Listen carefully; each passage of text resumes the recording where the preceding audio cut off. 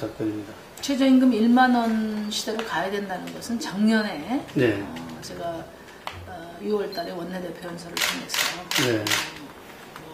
처음으로 제기를 했고요. 네. 이제 그 구체적인 실행 방안으로 저희가 이제 당장 1만 원은 달성하기 어려우니까 박근혜 정부 임기 내에 네. 1만 원 시대로 가자 이렇게 얘기를 했고, 그러려면 공공부문이 선도해야 되니까 공공부문은 이미 국가계약법이나 정부 지방계약법상에 그 공공부문에서 용역 근로자를 쓸 때는 시중노임 단가를 적용해라 이렇게 돼 있어요. 근데 시중노임 단가가 좀 그 국민들에게 익숙치 않은데 이 시중노임 단가는 지금 제조업 기준으로 한 8,019원입니다. 그거는 중소기업 중앙회에서 산출한 거기 때문에 기업들도 이의를 제기할 수가 없어요. 그리고 사실상 법적 사항입니다. 그래서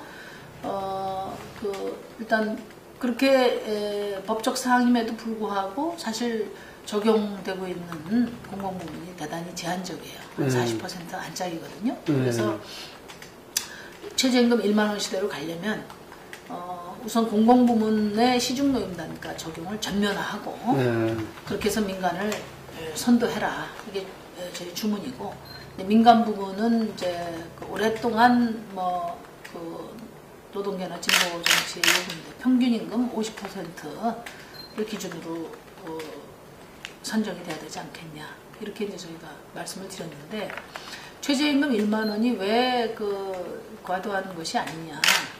일단 지금 우리나라에 그 200만 원 미만을 받고 있는 월급장애가 940만 명입니다. 무려 1900만 노동자 중에 절반이 200만 원을 못 받고 있어요. 그러다 보니까 하루에 중소자영업자 1만 개가 간판을 내립니다. 그러니까 제가 최근에 그 외식업 중앙회 우리 고양시 지부 또 고양시 중소기업 연합회 가서 다 이야기를 했어요. 최저임금 인상을 제가 선도하고 있는데 아마 여러분들 그 얘기 들으면서 장사도 이렇게 안 돼서 죽을 지경인데 또 인건비까지 올리라고 하느냐 이렇게 생각하실지 모르겠는데, 여러분들한테 그 인건비보다 더 절박한 게 뭐냐, 하루 종일 언제 손님이 올까 팔이 날릴 때 참 절망감 아니냐. 그래서 진짜 중소기업 자영업자를 살리기 위해서는 구매력을 창출하는 정책을 써야 된다.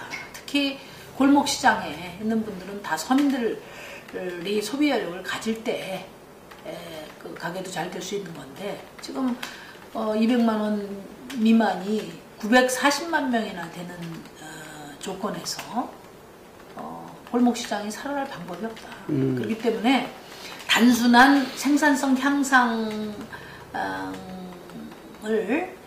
향상을 보장하는 수준이 아니라 이것이 수요 창출을 할 수 있는 정도로 되려면 최소한 1만 원은 돼야 된다. 그러면 우리들 부담은 어떡하냐? 그 문제에 대해서는 진짜 정부가 최저임금 인상에 드는 중소자영업자의 부담을 경감해 줄 수 있는 특단의 대책을 세워야 된다. 예를 들어서 대표적으로 카드 수수료이나 카드 수수료는 대기업에 가는 돈 아니냐.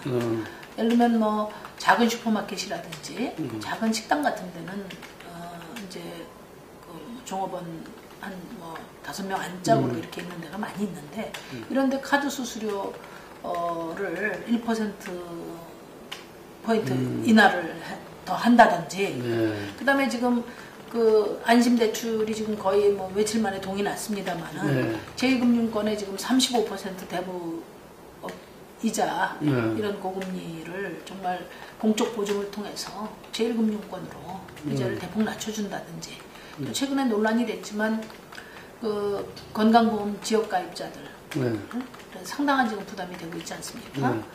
이런 부분들을 대폭 개혁을 해서 지역가입자들의 부담을 낮춰준다든지. 그래서 정말 몇 가지 특단의 대책만 마련을 해도 충분히 최저임금을 뒷받침할 수 있다. 그래서 정부나 또 정치권이 한참 최저임금 인상을 대폭 해야 된다, 특단의 대책이 필요하다 하다가 중소기업 연합회 한번 갔다 와서 이제 좀 중소기업도 고려해야 된다 하면서 다시 지금 톤다운이 되고 있는데 그건 진정으로 중소기업을 위하는 거 아니라고. 그래서 최저임금 1만 원 시대를 연다는 것은 지금 940만에 이르는 정말 그 최저생계 그 생활자들에게 일정하게 소비여력을 부과하고 또 중소 영세 자영업자들에게는 그 수요를 창출하고 동시에 대기업들이나 정부의 부담을 좀 대폭 줄여줘서 하게 되면 그거는 결국 노동자들, 저임금 노동자들과 또 영소, 중소, 상공인들의 상생 프로그램이 된다. 그래서 그런 것은 적극적으로 권장해야 될 소득주도 경제 프로그램이다. 저는 그렇게 말씀드리고 싶고요. 새정치민주연합이 6,300원대 최저임금을 냈는데 문 대표께서 소득주도 경제는 말씀을 하시면서 실제로 최저임금을 산정할 때의 문제인식은 말하자면 그 생산성 향상 수준에 미치는 그런 수준으로 말씀을 하셨어요. 그러니까 소득주도 경제를 주장하면서 실제로 그 소득주도 경제를 불러낼 수 있는, 유인할 수 있는 그런 어떤 정책적 고려는 없다는 점에서 과연 정말 소득주도 경제를 할 의지나 프로그램이 있느냐 하는 점을 지적하지 않을 수 없습니다. 최경환 부총리의 경제 정책은 파산했다. 제가 진작에 이야기를 했습니다. 최경환 부총리의 경제 정책이라는 것은 한마디로 단기 부양책이고 그건 오랫동안 우리 경제가 취해왔던 그런 익숙한 늪에 다시 한번 빠지는 것이다.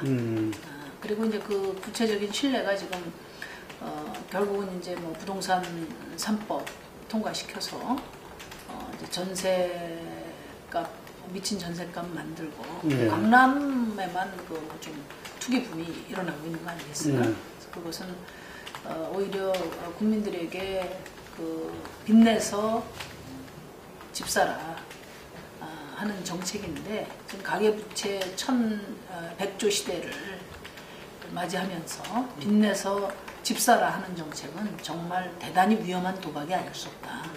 그런 점에서 뭐 단순한 실패가 아니라 한국 경제를 매우 위험하게 몰고 가고 있다.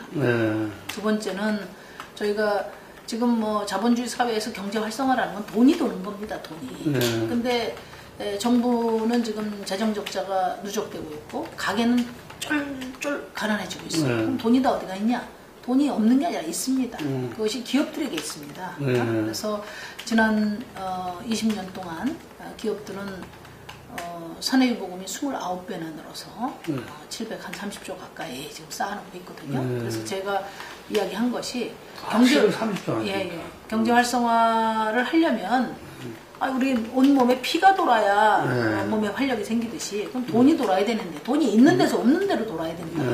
그러니까 그 사내유보금의 상당 부분은 그 공평과세로 세금을 매기고 그다음에 상당 부분은 정말 적정임금으로 노동자들에게 환원하고 이렇게 해서 이 돈이 소비로 돌고 이것이 내수진작으로 가는 것이 바로 그 소득주도 경제인데 문제는 그렇게 해서 그 사내유보금에 과세를 하라고 그랬더니 최경환 부총리가 하는 조세 정책이 뭐냐면은 1% 슈퍼부자들의 그 배당 이익을 그 배당 이익에 대한 세금을 감면해 준 겁니다. 그래서 오히려 지금 무슨 재벌 3세라든지 외국인 대주주들 이런 분들의 지금 배당 잔치만 벌리게 만들어놨어요. 그래서 최경환 노믹스는 한마디로 실패한 아베노믹스고 짝퉁 아베노믹스로 실패한 것이고 그리고 박근혜 정권은 1%의 슈퍼부자들을 위한 정부다. 이것이 그동안 적나라하게 드러났기 때문에 빨리 잘라라. 그리고 경제정책의 그 기조를 전면적으로 바꿔라. 이렇게 제가 말씀드린 바가 있습니다. 한 가지 제가 더 말씀드리면은 마치 보수는 성장을 이야기하고 진보는 분배를 이야기한다고 그건 사실이 아니다. 지금 보수가 경제 성장을 책임질 능력이 없는 것은 없는 단적인 이유가 뭐냐? 이제는 성장도 가치의 혁신이 전제되지 않고 성장으로 갈 수가 없습니다.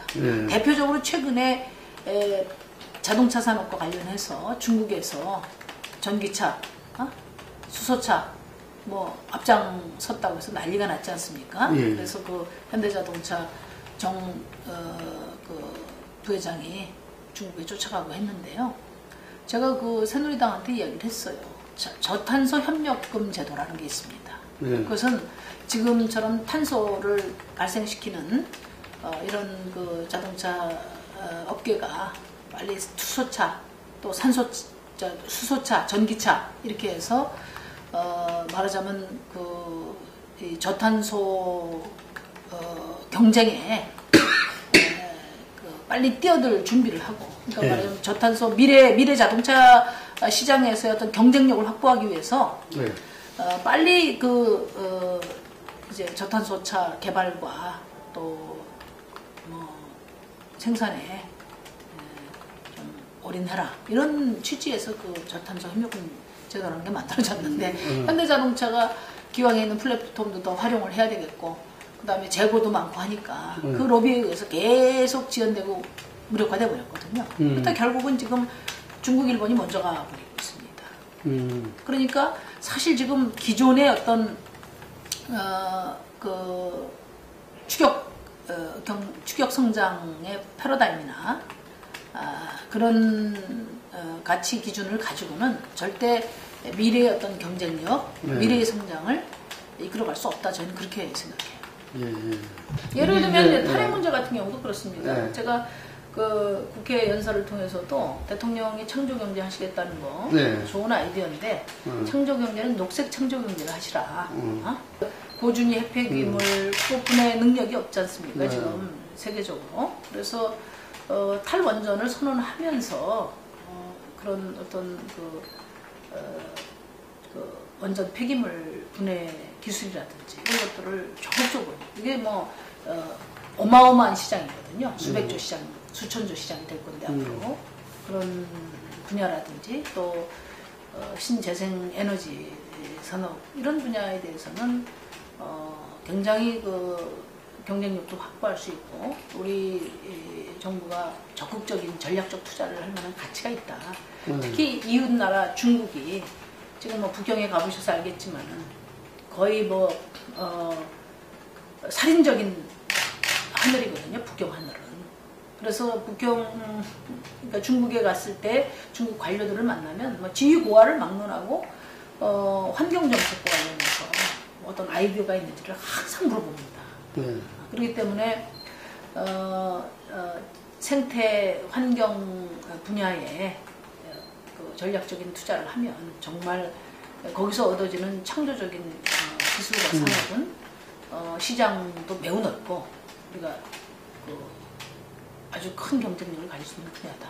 그러니까 이 모든 것들이 결국은 미래지향적인 어떤 가치와 전망 속에서 그 창조성도 발휘될 수 있는 것 아니냐. 글쎄 뭐 중동의 그 어떤 경제적인 그 전환점, 대통령이 말씀하시는 경제적으로 지금 큰 변화를 일으키는 그 공간에 우리가 접목될 분야가 많다 말씀하셨는데 그럼 구체적인 내용은 제가 사실 평가하기는 어려울 것 같아요. 그러나 이제 중요한 것은 이 튼튼한 내수 없이 어떤 수출 주도 경제만 가지고 이제 경제 성장을 이룰 수 있다는 그 환상은 재검토돼야 되지 않는가. 지금 전 세계적으로 경기 침체가 상당히 좀 장기화될 것 같고 그렇기 때문에 지금 어떤 그 대외 의존도를 우리가 내수 중심으로 좀 이전시키면서 그렇게 하면서 이제 내수 중심의 경제 산업 정책들을 좀 적극적으로 개발하고 그와 연동해서 말하자면 어떤 수출이라든지 새로운 시장 개척을 나가야 되는데 내부는 지금 어떤 소리만 요란했지 어떤 경제 정책에 대한 전망도 세우지 못하면서 중동분만 가지고 경제 활성화를 책임질 수 있는 것처럼 말씀하시는 것은 믿기 어렵다. 저희는 정책에 있어서 지적 소유권을 주장하고 싶지는 않습니다. 네. 다만 정치라는 것이 우리가 주장하는 비전과 프로그램을 보편화하고 모든 사람들이 지지하는 것으로 만들어서 실현하는 것이 목표니까 네. 그런 측면에서 진보 정당의 어떤 역사적 사명에 부합하는 역할을 했다 이렇게 생각해요. 다만 이제 그런 것들이 단지 레토릭 정치로 끝나버리고 실제 어떤 책임 있는 정책 실행이 담보되지 않는 점에 대해서 저희가 매우 안타깝게 생각한다. 다만 그렇게 진보 정당이 어떤 시대 정신에 부합하는 정책과 비전을 제시했고 그것을 빌어다가 양당이 이렇게 활용을 해왔던 만큼 진보 정당이 주장이 관념적이라든지 과격하다든지 비현실적이라든지 이런 비판에 대해서는 미안하다는 말 한마디가 있어야 되겠다 그런 생각입니다. 우선 이제 현실주의 진보 정당이라는 건 현실에 발 딛고 가는 정당이 되겠다는 것이고 또 한편으로는 정치는 권력을 선용해서 사회를 바꾸고자 하는 것이기 때문에 현실 권력을 추구하는 정당이 되겠다는 거죠. 그러려면은 우선 우리가 추구하는 목표와 비전과 프로그램이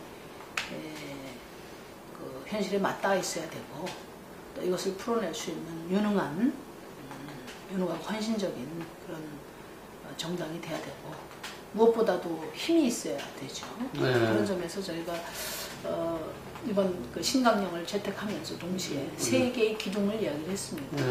첫째는 우리가 비정규직당이라고 선언한 것처럼 비정규직을 비롯한 여성, 청년, 또 장애인, 또 중소, 영세 자영업체 등 사회적 약자를 보다 광범하게 그리고 더 치열하게 대변하겠다. 그게 한 가지고요. 두 번째는 제가 그동안의 진보 정치의 여러 한계를 성찰하면서 국회에서 대표연설을 통해서 그런 말씀을 드렸어요. 이 모든 성찰을 우리가 한다 하더라도 마지막 현재의 양당 독점 정치 체제를 뒷받침하는 선거제도가 바뀌지 않는다면 과연 대한민국 사회에서 진보 정당이 성공할 수 있을 것인가에 대해서 그렇지 않다. 그렇기 때문에 선거법 개정에 모든 걸 걸고 싸워나가야 된다.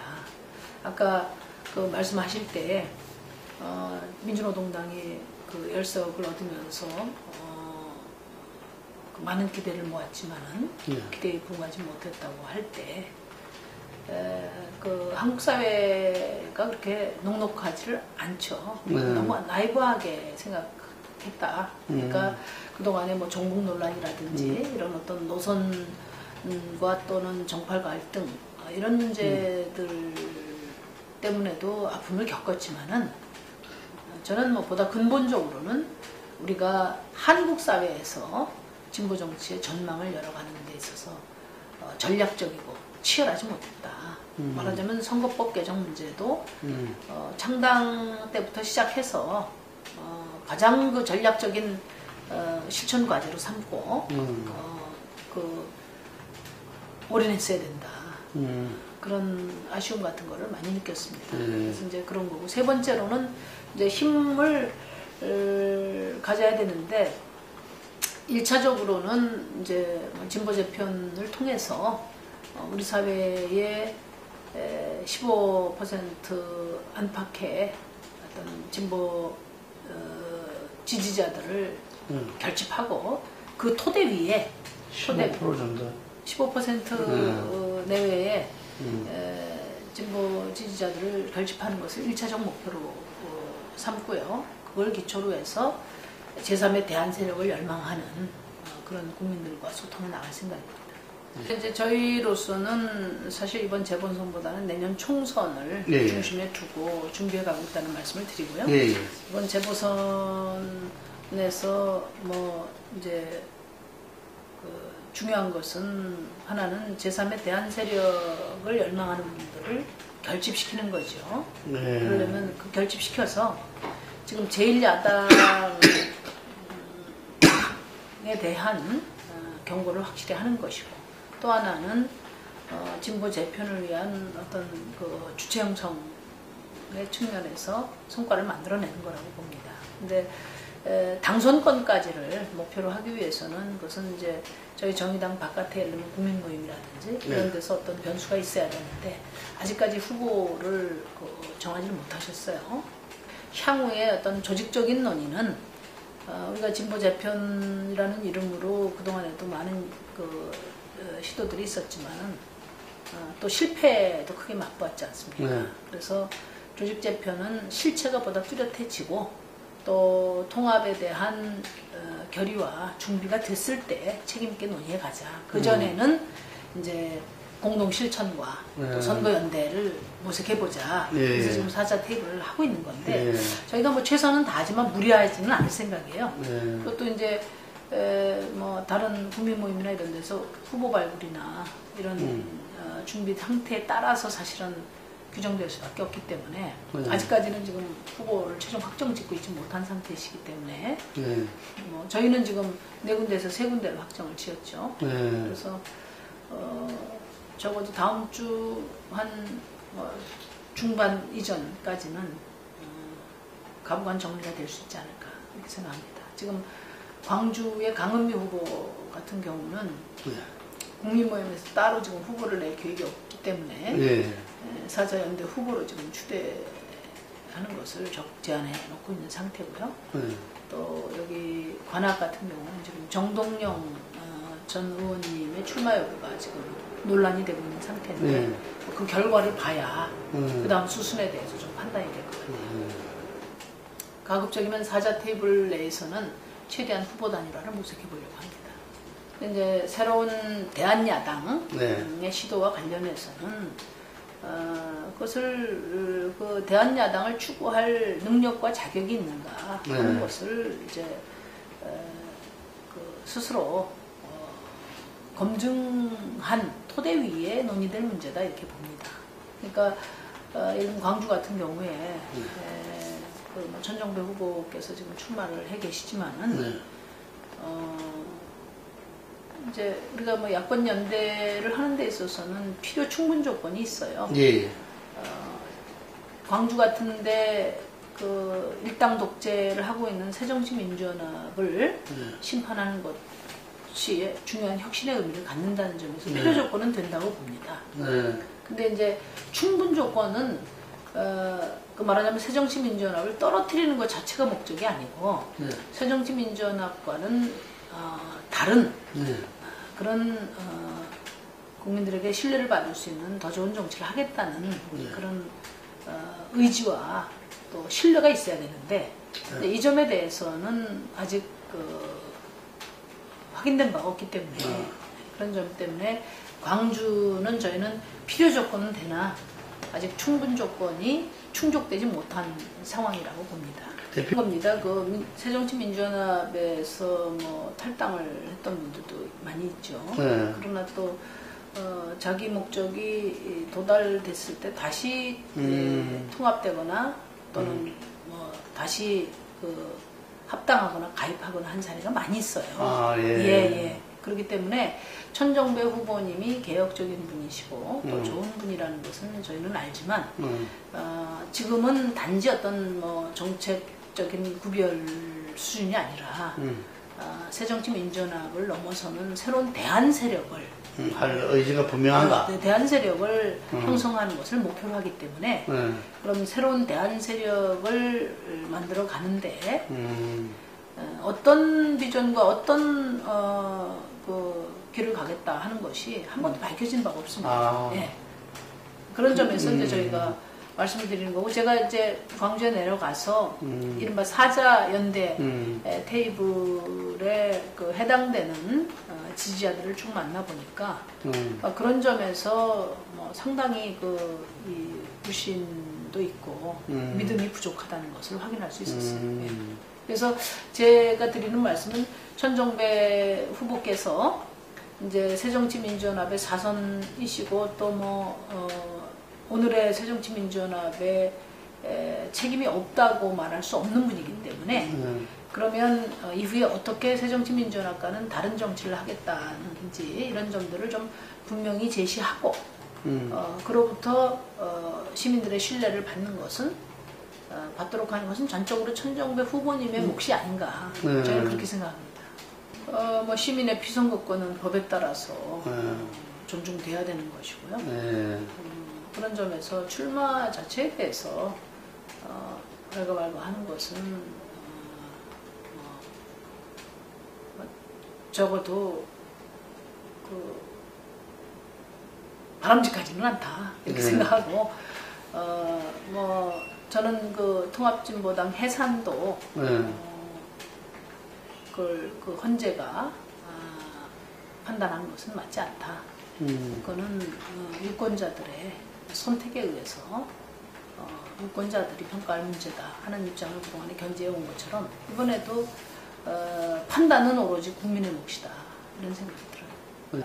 저는 이제 우선 그동안의 분단 상황에서 야권이나 진보 쪽에서 특히 안보의 측면에서 국민들에게 확고한 신뢰를 주지 못한 점이 있고 그것을 보수 쪽에서 적극적으로 활용하는 측면이 있다. 그래서 진보 쪽에서도 정말 그 튼튼한 안보를 책임질 수 있는 그런 능력을 갖춘 능력과 그 의지를 갖춘 세력이라는 것을 국민들에게 신뢰를 얻을 필요가 있다 이렇게 보고요. 또 한편은 결국은 이제 그 종북주의, 그러니까 종북몰이에 대해서 속수무책이 아닌가. 저는 그래서 지난번에 그런 얘기를 했는데 종북 정치도 문제지만 용북 정치도 이제 중단되어야 한다. 그렇게 해서 적극적으로 지금 그 보수 세력들이 만병통치처럼 이 종북몰이를 들이대는 것에 대해서 프레임 전쟁을 할 필요가 있다. 그렇게 생각합니다. 그래서 남북관계 왜? 근데 알고 있어요. 알고 있어요. 그래서 다시 말씀드릴게요. 이거는 제가 종북 문제 다시 말씀드릴게요. 이게 이제 두 가지 측면이 있다고 보는데요. 하나는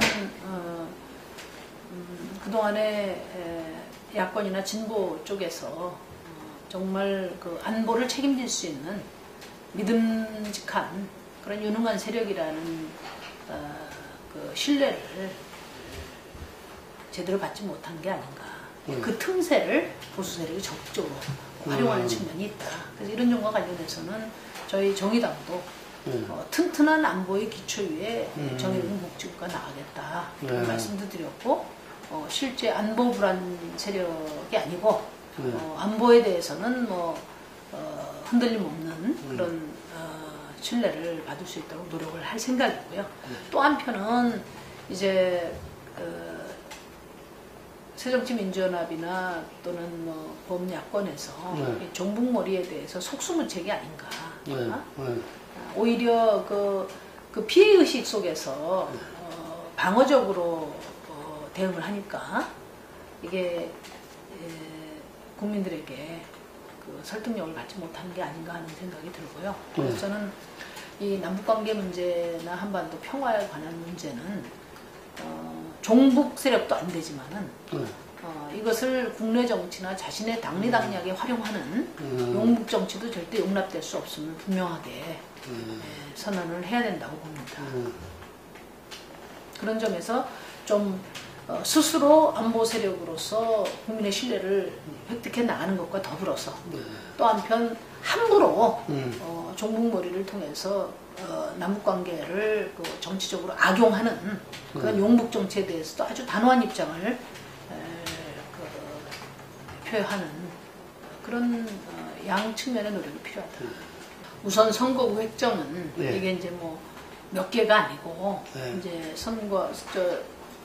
헌법재판소 판결에 따르면 지금 62개니까 이렇게 저렇게 조정하려면 전체적으로 다 손을 봐야 되거든요. 그러니까 이런 사안들이 그 이전처럼 뭐 양당이 이렇게 주무르고 있다가 막판에 게리맨더링하는 이런 식으로는 절대 안 된다. 그래서 중앙선관위 산하에 독립기구로 두고 국회에서는 찬반만 결정하는 그런 방식으로 가자는 것이 저희 생각이고 3당이 공히 그런 입장을 표명을 했는데 최근에 좀 기류가 많이 바뀌는 것 같아요.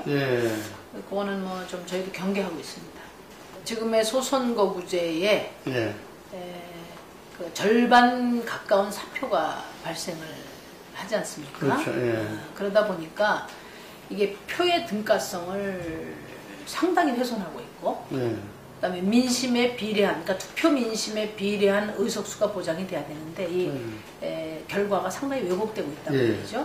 예를 들어서 17대 민주노동당 시절에 보면 새정치민주연합은 6만 9천 표 가지고 의석 하나를 만들었어요, 지역구를. 근데 저희 민주노동당은 46만 석을 가지고 한 석을 만들었단 말이죠. 왜냐하면 승자 독식이니까 아니 신생정당이나 진보정당이 단박에 1등을 하기는 어렵잖아요. 나머지 다 사표가 된 겁니다. 그러니까 이런 상황이다 보니까 지난 총선에서도 새누리당은 당 지지율은 43%지만 의석수는 51%로 24석을 더 가져갔고 새정치민주연합도 18석을 더 가져갔고 진보정당은 18석을 빼앗겼죠.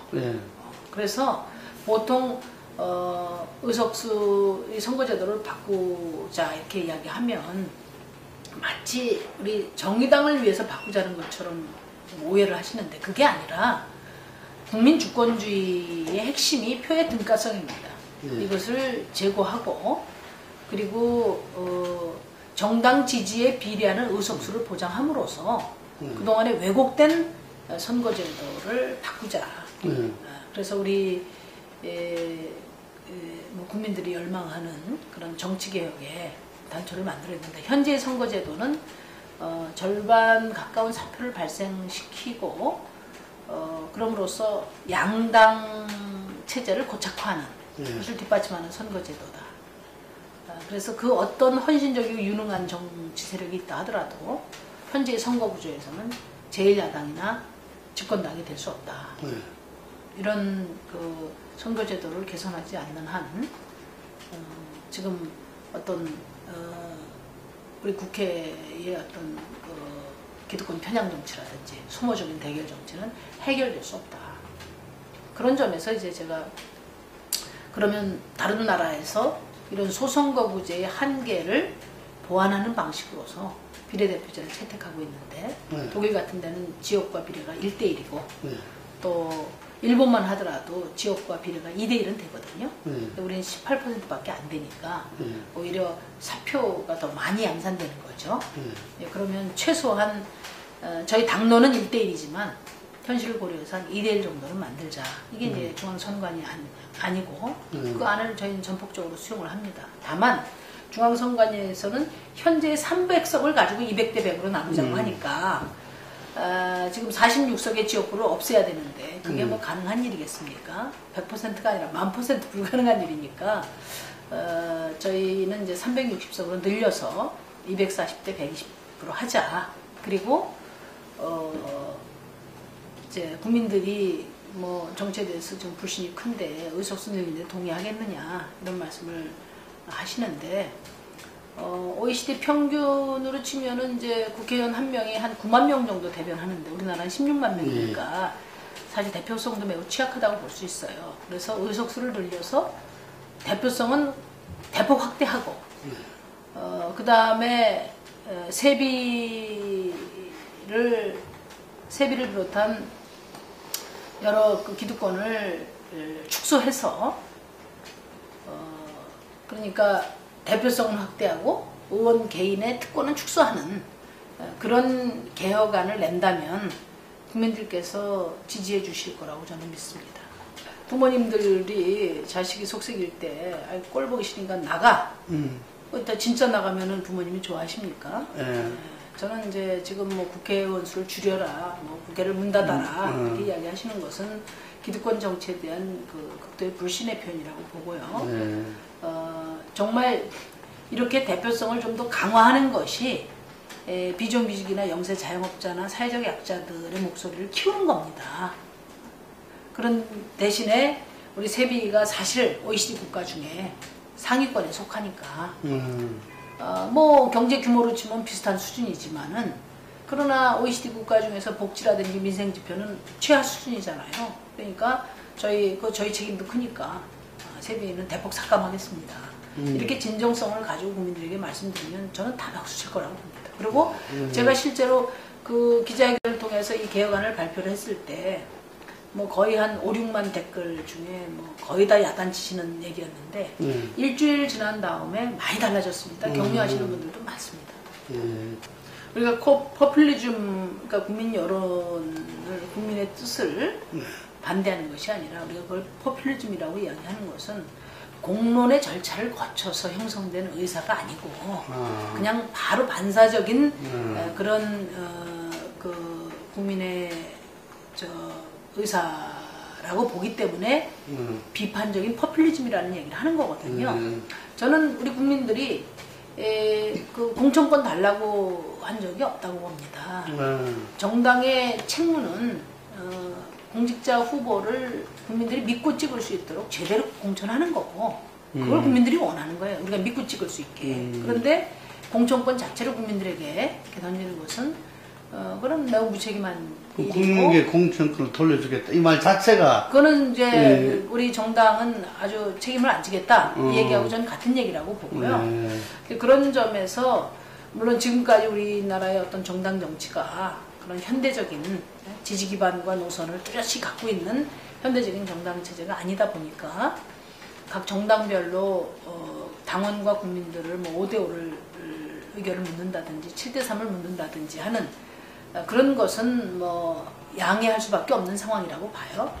그래서 그 당이 자신의 정당을 앞으로 발전시키기 위해서 그 국민들의 의사를 혼합해서 묻는 것을 반대하는 것은 아니고요.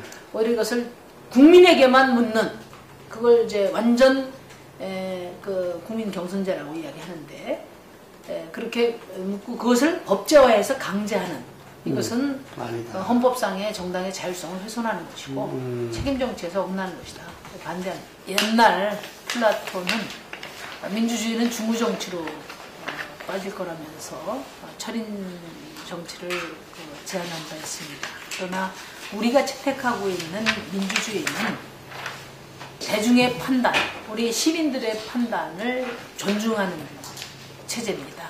그런 점에서 정치에 대한 불신에 그치는 것이 아니고 어떻게 해야 이 정치가 우리 국민들의 삶에 희망을 줄 수 있을 것인지 그를 위해서 우리 시민들이 해야 될 일은 뭔지 한 번 더 생각해 주시기 바랍니다.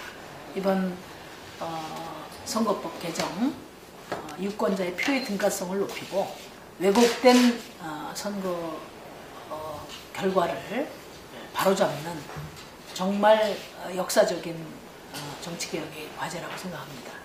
우리 시청자 여러분께서 또 특히 폴리뉴스 독자 여러분께서 적극적으로 성원해 주셨으면 감사하겠습니다. 고맙습니다.